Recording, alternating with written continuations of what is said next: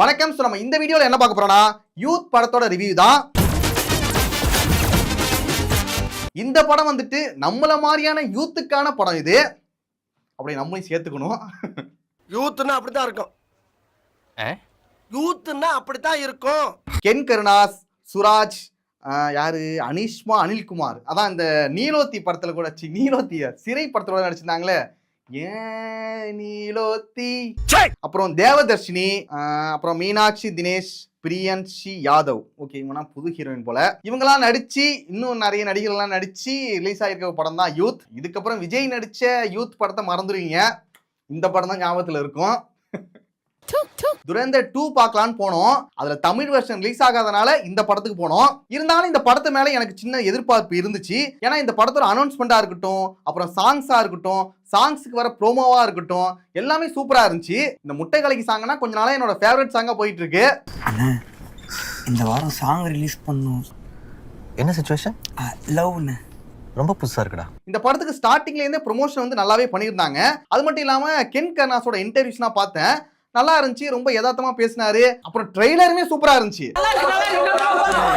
Okay, trailer பார்க்கும்போது பிரதீப் ரங்கநாதனோட அடுத்த வருஷனா இருக்குமோ அப்படிங்கிற ஒரு சின்ன ஒரு டவுட் இருந்துச்சு. சரிடா, இதெல்லாம் நல்லா தான் இருக்குது, படம் எப்படி இருக்குன்னு சொல்லி போய் பார்த்தா சொல்றேன். ஃபர்ஸ்ட் இந்த படத்தை டைரக்ட் பண்ணது கென் அண்ட் கேங் தான். சிவா அண்ட் டீம் மாதிரி கென் அண்ட் கேங்.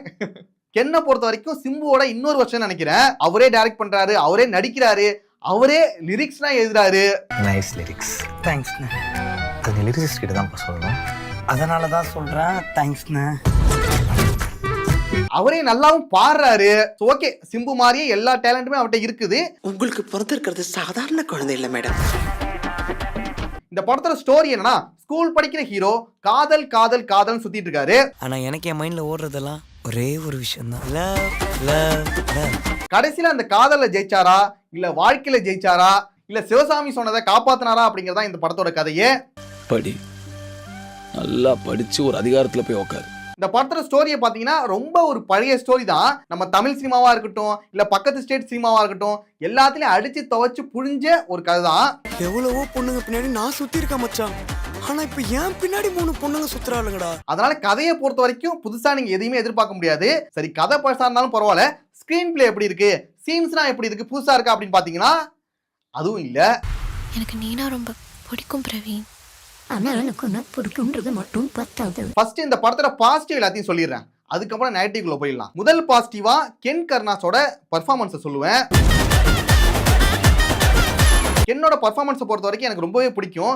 அசுரன் படமா இருக்கட்டும், அடுத்து வாத்தி படமா இருக்கட்டும், அதுக்கப்புறம் இப்போ விடுதலை 2, எல்லா படத்துலையுமே ஒரு இம்பாக்ட் கிரியேட் பண்ற மாதிரி ஒரு பர்ஃபார்மன்ஸ் கொடுத்துருப்பாரு. ஸோ இந்த படத்துலையும் பர்ஃபார்மன்ஸை பொறுத்த வரைக்கும் எந்த ஒரு குறையுமே கிடையாது, நல்லாவே நடிச்சிருக்காரு. அவர் தான் இந்த படத்தோட ஸ்டார்டிங்ல இருந்து எண்ட் வரைக்கும் இந்த படத்தை கொண்டு போறாரு. 5 நிமிஷம் தான் இருக்கு, என்ன பார்க்கணுமோ பார்த்துட்டு கிளம்புங்க. அடுத்து கென்னோட அப்பாவா சுராஜும் அம்மாவா தேவதர்ஷினியும் நல்லாவே நடிச்சிருந்தாங்க. சுராஜை பொறுத்த வரைக்கும் அவர் அங்கங்க கொடுக்குற கவுண்டர்ஸ் எல்லாமே தியேட்டர்ல நல்லாவே ஒர்க் அவுட் ஆனிச்சு. அது மட்டும் இல்லாம ஹாஸ்பிட்டல்ல ஒரு எமோஷனல் சீன் ஒன்று வரும், அதுவா இருக்கட்டும், கிளைமேக்ஸ்ல ஒரு எமோஷனல் சீன் ஒன்று வரும், அதுவா இருக்கட்டும், எல்லாமே சூப்பரா நடிச்சிருந்தாரு. நாளை பின்ன ஒரு பொண்ணு வந்துச்சுன்னா அவன் நம்மள மறந்துடுவான்ல. நான் என் அம்மா விட்டு வரப்போ உனக்கு அதெல்லாம் தெரியலையே. அடுத்த பாசிட்டிவா அங்கங்க இருக்கிற காமெடி சீன்ஸ். இந்த படத்தோட ஸ்டோரி ரொம்ப நார்மலா, ரொம்ப பார்த்து பழகின ஸ்டோரியா இருந்தாலும் அங்கங்க இருக்கிற காமெடி சீன்ஸ் வந்து நம்மளை வந்து சிரிக்க வைக்குது. அதுதான் இந்த படத்தோட ஒரு பெரிய பிளஸ் நான் பாக்குறேன். அது மட்டும் இல்லாம நிறைய சீன்ஸ் வந்து நம்ம ரிலேட் பண்ணிக்கிற மாதிரி இருக்கும், அதே சமயம் நாஸ்டாலஜிக் ஃபீலுமே கொடுக்கும். அவனை கெட்ட பசங்களோட எல்லாம் சேர விடாது. நாஸ்டாலஜிக் ஃபீல்னா எப்படி சொல்றேன்னா, நம்ம நிறைய தமிழ் சினிமால பார்த்துருப்போம் சீன்ஸ், அந்த சீன்ஸை மறுபடியும் பார்த்த மாதிரி ஒரு நாஸ்டாலஜிக் ஃபீல் வரும். அந்த நாஸ்டாலஜிக் ஃபீல் கிரியேட் பண்ணியிருப்பாங்க. இதுக்கு முன்னாடி பார்த்து இந்த மலையாள படத்துல இருந்துமே ஒரு சில சீன்ஸ்லாம் இந்த படத்துல வரும். இந்த மாதிரியான நாஸ்டாலஜிக் ஃபீலை வந்து கிரியேட் பண்ணியிருக்காங்க, அதுவும் ஒரு பிளஸ் தானே. காமெடின்னு சொல்லும் போது அவன் ஞாபகத்துக்கு வருது, இந்த மணி அண்ட் டீம் வந்து இந்த படத்தில் நடிச்சிருக்காங்க. அவங்க 2 சீன் வந்தாலுமே அந்த 2 சீனுமே சூப்பரா இருந்துச்சு. யாரா பிரவீன்? அடுத்த பாசிட்டிவ் என்னன்னா, இந்த படத்தோட மியூசிக் தான். ஜிவி பிரகாஷ் இந்த படத்தோட மியூசிக் டைரக்டர். சாங்ஸா இருக்கட்டும், பேக்ரவுண்ட் ஸ்கோரா இருக்கட்டும், எல்லாமே சூப்பரா இருந்துச்சு. சரி, பாட்டெலாம் நான் பண்ணிக்கிறேன், நம்ம ஒரு பெரிய சிங்கரை பாட வைக்கணும். நான் ரொம்ப எதிர்பார்த்தது முட்டைக்கலைக்கு சாங் தான். ஆனா அந்த சாங் வரும்போது நான் ரொம்ப டயர்ட் ஆயிட்டேன். அந்த சாங் ஃபர்ஸ்ட் ஹாஃப்லயே கொண்டு வந்திருக்கலாம். இவங்க செகண்ட் ஹாஃப்ல தான் அந்த சாங் வச்சிருக்காங்க. ஆனா ஃபர்ஸ்ட் ஹாஃப்லயே நிறைய சாங்னா பார்த்து சாங்கே வெறுத்துட்டேன். ஐயோ சாங்னாலே பயம் வந்துட்டு, இதுக்கப்புறம் சாங்கே வேணாண்டா அப்படிங்கிற நிலைமையில நம்ம படம் பார்த்துட்டு இருக்கும்போது அப்ப சாங் வருது. அதனால அந்த சாங்கை முழுசா நம்மளால ரசிக்க கூட முடியல. அடுத்த பாசிட்டிவா இந்த படத்தோட சினிமாட்டோகிராஃபி சொல்லணும். விஷுவலா பார்க்கும்போது இந்த படம் சூப்பரா இருந்துச்சு. அடுத்த பாசிட்டிவ் என்னன்னா, யூத்துகளுக்கு இந்த படம் வந்து ரொம்ப பிடிக்கும். ரொம்ப பிடிக்குங்கிறத விட பிடிக்குன்னு சொல்லலாம். அது யூத்தோட மைண்ட் செட்டை பொறுத்து இருக்குல்ல. அடுத்து நெகட்டிவ்ஸ் எல்லாத்தையும் பார்த்துடலாம். ஃபர்ஸ்ட் நெகட்டிவ் என்னன்னா, ரொம்ப சுமாரான சீன்ஸ். இந்த கதை தான் ரொம்ப சுமாரா இருக்குன்னா, படத்துல வர நிறைய சீன்ஸ் வந்து ரொம்ப சுமாரா, ரொம்ப பார்த்து பழகுன, புதுசா எதுவுமே இல்லாம ரொம்ப நார்மலான சீன்ஸா இருந்துச்சு. 3 படத்துல தனுஷ் இப்படி பண்ணாருல, எனக்கு அது ரொம்ப பிடிக்கும்டி. நீங்க இந்த படத்துக்கு போனீங்கன்னா புதுசா எதுவுமே நீங்க பார்க்க முடியாது. அதுதான் இந்த படத்துல இருக்கிற ஒரு பெரிய பிரச்சனையா பாக்குறேன். அது எப்படின்னா, பல வகையான ரீல்ஸ் அடுக்கி போட்டு ஒரு படமா எடுத்திருக்காங்க. சிம்பிளா சொல்லணும்னா அப்படிதான் சொல்லணும். எனக்கு நீனா ரொம்ப பிடிக்கும் பிரவீன். ஆனா எனக்கு ஒன்று பிடிக்கும்ன்றது மட்டும் பத்தாது. ரீல்ஸ்ன்னு கூட சொல்ல முடியாது, டிக்டாக் பக்கம் போயிடணும். நம்ம இந்த டிக்டாக் பேன் ஆகிறதுக்கு முன்னாடி நம்ம பார்த்த நிறைய டிக்டாக்ஸ்லாம் இருக்கும்ல, அதுல இருந்துனா கான்செப்டை உருவி இந்த படத்துல வச்சிருக்காங்க. அதுவும் முக்கியமா அந்த இன்டர்மென்ஷனை சொல்லணும். எவ்வளவோ பொண்ணுங்க பின்னாடி நான் சுத்தி இருக்கேன் மச்சான். ஆனா இப்ப ஏன் பின்னாடி 3 பொண்ணுங்க சுத்துறாளுங்கடா. இந்த நாஸ்டாலஜிக் ஃபிலிம் சொன்னேன்ல, எனக்கு வந்து இந்த டிக்டாக் காலத்துக்கு போயிட்டேன். அந்த சீனா பார்க்க நான் என்ன சீன் சொல்ல, இருந்தாலும் நீங்க அந்த இன்டர்மென்ஷன் நீங்க பாருங்க. பார்க்கும்போது உங்களுக்கு தெரியும். அதுவும் ரீல்ஸாக இருந்தால் கூட பார்த்துடலாம். புது புது வீடியோ வந்துக்கிட்டே இருக்கும். நிறைய கிரியேட்டர்ஸ் வந்து போட்டுகிட்டே இருப்பாங்க. வித்தியாசமாக இருக்கும், பார்த்துக்கிட்டே இருக்கலாம். நீங்கள் ஒரே இன்ஸ்டா ஐடிக்கு போயிட்டு அவனோட வீடியோவே தொடர்ந்து பார்த்துக்கிட்டே இருந்தீங்கன்னா எப்படி இருக்கும்? எனக்கு ஃபர்ஸ்ட் ஹாஃப் கூட ரொம்ப போர் அடிக்காமல் ஓரளவு ஓகேவா போயிடுச்சு. ஆனால் செகண்ட் ஹாஃப் பார்க்கும்போது ஃபர்ஸ்ட் ஹாஃப்ல லவ், அந்த பிரேக்கப் இதே மாதிரி செகண்ட் ஹாஃப்ல மறுபடியும் ரிப்பீட் ஆகுது. லவ் பிரேக்கப் லவ், செகண்ட் ஹாஃப்லயும் லவ் பிரேக்கப் லவ். என்னடா பண்றது? இல்ல இந்த டூரேஷனை கூட கொஞ்சம் சுருக்கி இருக்கலாம் போல. இதுக்கு வந்து 2.25 மணி நேரம் ரொம்ப அதிகமா தான் தோணுச்சு. ஒரு 2 மணி நேரம் கூட அதிகம் தான். அதுக்கு ஒரு 1.25 மணி நேரம். இல்ல நீங்க கதையில வந்து ஏதாவது ஒரு சுவாரஸ்யமா வேற என்ன அடுத்து பண்றான் அப்படிங்கிற மாதிரி கொண்டு போனா கூட கொஞ்சம் போர் அடிக்காம போயிருக்கும். இந்த லவ் பாக்குறது, அவங்க பிடிச்சது செய்யறது, சாங்கு, மறுபடியும் லவ் பாக்குறது, பிடிச்சது செய்யறது, இந்த பப்ஸ் வாங்கி கொடுக்கறது, ஜூஸ் வாங்கி கொடுக்கறது, பிரேமம் படம் மாதிரி ட்ரை பண்ணிருக்காங்க. ஆனா அது அந்த அளவுக்கு ஒர்க் அவுட் ஆகல. பொண்ணை பார்த்த உடனே ஒரு சாங் வருது, அது ஒரு லவ் ஓகேயான ஒரு சாங் வருது. சாங் வந்து குறைச்சிருக்கலாம் போல. திடீர்னு ஒரு ஹீரோயினை பார்த்தா எனக்கு பயம் வருது. இங்க சாங்கை போட்டுருவோம் போல. அந்த அளவுக்கு நம்ம பயமுத்துறாங்க. இந்த நிலைமையில நம்ம இருக்கும்போது முட்டைக்கலைக்கு சாங் பார்த்து நம்மளால எப்படி ரசிக்க முடியும்? என்னோட அம்மாவா நடிச்சிருக்க தேவதர்ஷினி வந்துட்டு இந்த மூட நம்பிக்கையில ரொம்ப மூழ்கி போயிருப்பாங்க.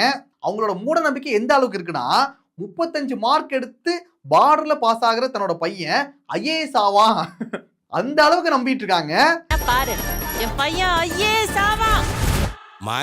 சரி ஓகே, அதுவும் ஒரு வகையான மூட நம்பிக்கைன்னு சொல்லிட்டு நம்ம கடந்து போனா கூட, இவன் 11th சரியா படிக்கல, 12th சரியா படிக்கல, கடைசி 1 மாசம் வரைக்கும் சுத்தமா படிக்கவே இல்ல, பார்டர் பாஸ் கூட இல்ல, தொடர்ந்து ஃபெயில் தான் ஆயிட்டு இருக்கான். அவன் வந்துட்டு கடைசி 1 மாசம் உட்காந்து படிச்சு 9வது ரேங்க் வந்துடுறான். அவன் ஏதோ பாஸ் ஆயிட்டான்னு சொல்லியிருந்தா கூட நம்பி இருக்கலாம்டா. அதையே நம்ப முடியாதான், பட் இருந்தாலும் நம்பி இருக்கலாம்னு வச்சுக்கோங்க.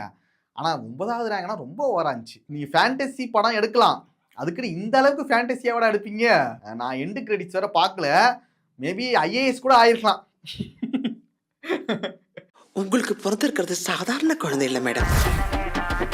இந்த படத்துக்கு வந்துட்டு தனியா ஒரு ரோஸ்ட் கூட போடலாம், ஒவ்வொரு சீனா எடுத்து வச்சு. ஆனா இந்த படம் வந்துட்டு Ken and gang first movie தான். இதுக்கப்புறம் நிறைய இம்ப்ரூவ் பண்ணி பெட்டராகவே பண்ணுங்க. குட் ட்ரை, ஆனா இன்னும் கொஞ்சம் பெட்டரா பண்ணா நல்லா இருக்கும். அப்புறம் இன்னொரு முக்கியமான விஷயம் சொல்லணும், இந்த படத்துல ஒரு சில இடங்கள்ல வந்துட்டு பாடி ஷேமிங் ஜோக்னா நிறைய பண்ணியிருந்தாங்க. அது வந்துட்டு இப்ப தமிழ் சினிமால அது பாடி ஷேமிங் ஜோக்னா கொஞ்சம் கொஞ்சமா குறைஞ்சிட்டு இருக்கு. தமிழ் சினிமாலையும் சரி, கிரியேட்டர்ஸுமே நிறைய பேர் மாறிட்டாங்க. ஆனா இப்ப வந்துட்டு இந்த பாடி ஷேமிங் ஜோக்னா வைக்கிறது வந்துட்டு ரொம்ப கேவலமா இருந்துச்சு. அதை இதுக்கப்புறம் பண்ணாதீங்க. என்னதான் ஸ்கூல் லைஃபா இருந்தாலும் ஸ்கூல்ல இருந்தே அந்த பாடி ஷேமிங் வந்து இருக்கக்கூடாது. ஓகே, ஸ்கூல் லைஃப்ல தானே பண்றோம், ஸ்கூல் லைஃப்ல எல்லாரும் நார்மலா பண்றதுனடா அப்படின்னு நம்ம சொல்லலாம். அது வந்துட்டு ஒரு படத்துல இருக்கும்போது நிறைய பேருக்கு வந்து அது இன்ஃப்ளூயன்ஸ் ஆகும், அது நார்மலைஸ் பண்ற மாதிரி இருந்துச்சு. ஒருவேளை நீங்க பாடி ஷேமிங் ஜோக் வச்சுட்டு அது தப்புன்னு காமிச்சிருந்தா கூட அது புரிஞ்சிருக்கும். நீங்க அதை வந்துட்டு நார்மலா பண்றதுனடா அப்படின்னு நார்மலைஸ் பண்ணிட்டீங்க. அது வந்து ரொம்ப தப்பா இருந்துச்சு, அதை மாத்திங்க. இனிமே உங்க கவனம் முழுக்க படிப்புல மட்டும்தான் இருக்கணும். பட் இருந்தாலும் யூத்துகளுக்கு இந்த படம் வந்து கண்டிப்பா பிடிக்கும்னு நினைக்கிறேன். ஆனா அந்த யூத்துகளே ஃபர்ஸ்ட் ஹாஃப் வரைக்கும் கத்திட்டு இருந்தாங்க, செகண்ட் ஹாஃப்லாம் கொஞ்சம் சைலண்டாக இருந்தாங்க. ஸோ இதுக்கப்புறம் நீங்கள் இந்த படத்தை பார்த்துட்டு என்னங்கிறத முடிவு பண்ணிக்கோங்க.